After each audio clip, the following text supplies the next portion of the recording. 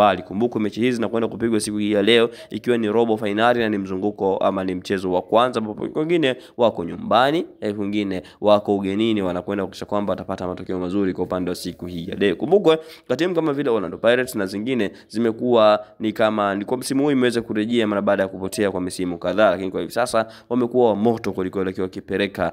moto. Kumbuka waliweza kumpiga huyu Giant wa Africa kule nyumbani mbele ya mashabiki wake kwa kipigo cha mabao mawili, lakini pia moja kwa moja, bila kusahau kila timu bado inataka ushindi kuelekea katika mchezo wa siku hii ya leo. Sisi tutakuhakikisha kwamba hautapitwa na taarifa zote ambazo zitahusu mchezo wa siku hii ya leo. Wewe unachokitakiwa ni kwamba nikujihakikishia umegusa tu alama ya subscribe na kuwa mwanafamilia wa Hashim Online TV, ambapo hutapitwa na mitanange yote itakayopigwa kuelekea katika michezo hii ya siku hii ya leo katika viwanja tofauti majira mapema, lakini pia michezo mingine itaanza majira saa 4 huko dakika za usiku, na sitajaribu kupeana matokeo kwa kadri ambavyo tutaweza kuyapata. Lakini pia kama ndio kwanza kuna video hii, unagusa alama subscribe, lakini pia usisahau kushare ili kuhakikisha kwamba na wengine wanaweza kuhabarika zaidi kuelekea katika mitanange hii ya siku hii ya leo ya ligi ya mabingwa barani Afrika pamoja na kombe la shirikisho. Lakini pia bila kusahau